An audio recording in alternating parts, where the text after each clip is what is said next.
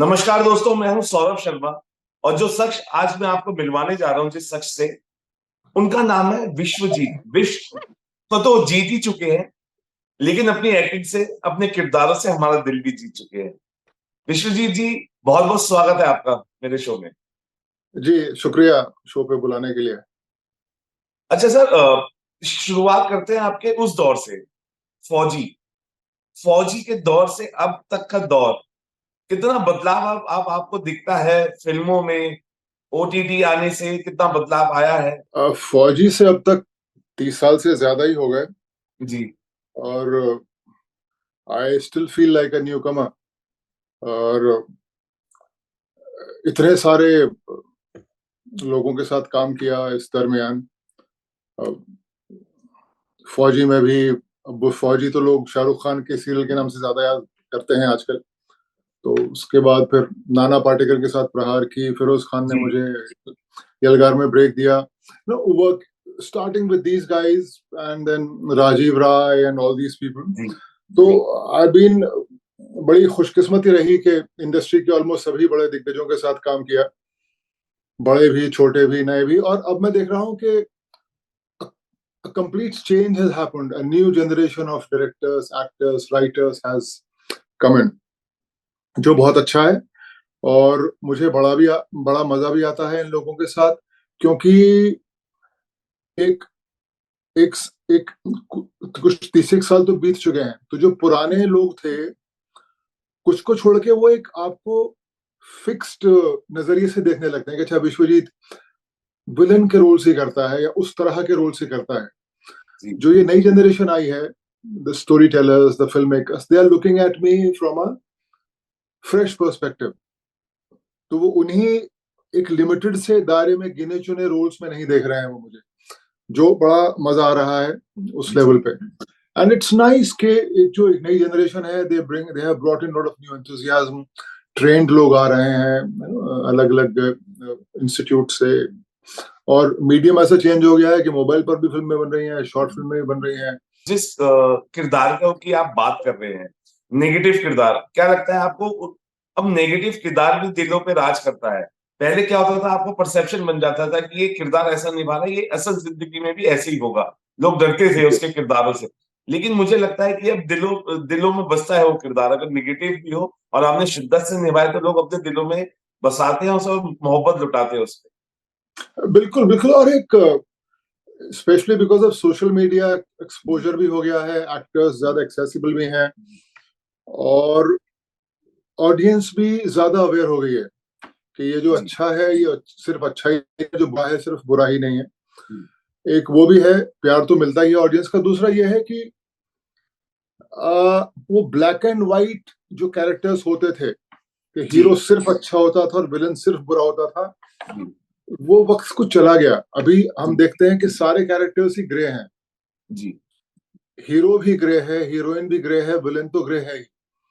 So so many shades of grey and people are loving it. और जो grey है वही ज्यादा मजेदार है, क्योंकि हम सभी, आप, मैं, जितने भी लोग हैं, we are all grey, we are not completely white और completely black. So I think which is more real, जो हकीकत के ज्यादा करीब है, जो अब हो रहा है। सर, आपको लगता है कि जो ओटीटी है उसने एक्टर्स, डायरेक्टर्स, इवन सभी के लिए एक एक पुश दिया है अपना टैलेंट शोकेस करने का, और ओटीटी एक अच्छी शुरुआत थी उन सभी के लिए जो टैलेंटेड थे? OTT I think is a god sent opportunity. बहुत अच्छा एक प्लेटफॉर्म मिला है, क्योंकि जो हालत, एक तो यह है कि काम बहुत बढ़ गया है, जी। लेकिन वही है कि भेड़ चाल भी हो गई है कि एक चीज क्लिक हुई, जैसे फिल्मों में होता था, फिर सब उसी तरह की चीजें बनाने लगते हैं। जी। और हम जैसे देखते भी हैं कई सारे बड़े जो इंटरनेशनल प्लेटफॉर्म्स हैं, अब एक उनका भी है कि वहां अप्रूवल तभी मिलता है जब आप उस तरह का प्रोजेक्ट बनाते हो, है ना। तो जो बनाने वाला भी बहुत ज्यादा ऑप्शन नहीं होते उसके पास। अभी भी इंसान अगर चाहे कि अच्छा मैं उस तरह का बनाऊंगा, लेकिन नहीं, वो कुछ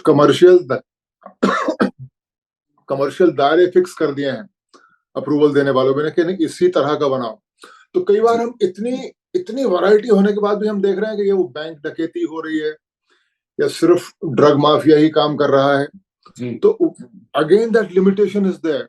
एक जो खुलापन और जो एक आना चाहिए उस तरह का अभी भी नहीं आ रहा है, but again I feel it's a God send.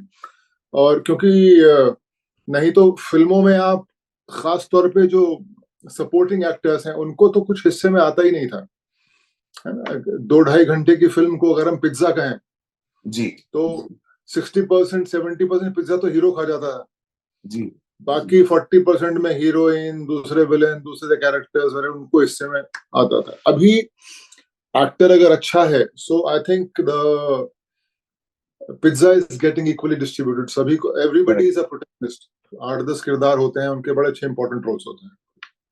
Sir जितना मैं समझ पाया हूँ आपकी बात से, ये स्टार सिस्टम जो था वो खत्म हुआ है ओटीटी के आने से। हुआ भी है और नहीं भी, क्योंकि यहाँ अपने अलग स्टार्स बन गए हैं। और पहले जब हम न्यू कमर्स आए थे तो जब फिल्मों में घुसने की कोशिश कर रहे थे तब ऑलरेडी कुछ एस्टैब्लिश्ड हीरोज तो थे ही, एस्टैब्लिश्ड कुछ विलेंस थे, कुछ सपोर्टिंग एक्टर्स थे। हर फिल्म में वही लोग कास्ट हो जाते थे जी अपनी रिलेशनशिप की वजह से, अपने पीआर की वजह से, या वो चल रहे हैं मार्केट में उस वजह से। जी और अब मैं देखता हूं कि again the same thing is happening. इतने एक्टर्स हैं लेकिन अगर आप देखो तो वही गिने चुने चेहरे बार बार कास्ट होते रहते हैं। बिल्कुल। जी not because they are brilliant, उनके अलावा कोई लोग हैं नहीं, बहुत अच्छे अच्छे नए एक्टर्स हैं, लेकिन बस वही है, जो सिस्टम सेट हो गया है या जो रिश्ते बन गए हैं उन्हीं को लोग निभाते रहते हैं। सो आई फील चेंज हुआ भी है और नहीं भी। पुराने पुराने गुट हटे हैं, नए गुट बन गए हैं। जी सो बदलाव हुआ भी है, नहीं भी हुआ है। सर एआई की बहुत चर्चा है और हमने प्रोटेस्ट भी देखा है, फॉरेन में हुआ है। एआई को खतरा मानते हैं आप एक्टर्स, डायरेक्टर्स, सिंगर्स के लिए?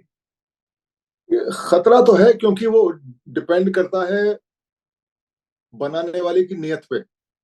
जी क्योंकि एक से एक अच्छे फिल्म मेकर्स रहे हैं, अच्छे अच्छे बड़े दिल वाले फिल्म मेकर्स रहे हैं, जी प्रोड्यूसर्स रहे हैं, जो जी वो कहते हैं ना, मिल बांट के खाना।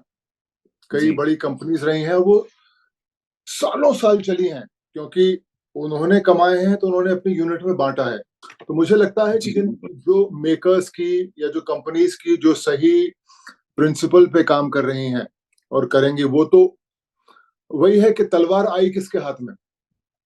तलवार राम के हाथ में आई तो वो उसका शुद्ध उपयोग करेंगे, तलवार रावण के हाथ में गई या किसी जी के हाथ में चलेगी। तो वैसा ही आर्टिफिशियल इंटेलिजेंस का भी है। I feel we can't generalize कि उससे सब गड़बड़ी होगा, but still who is controlling it, that makes a lot of difference. Gadar 2 का भी हिस्सा होते होते रह गए।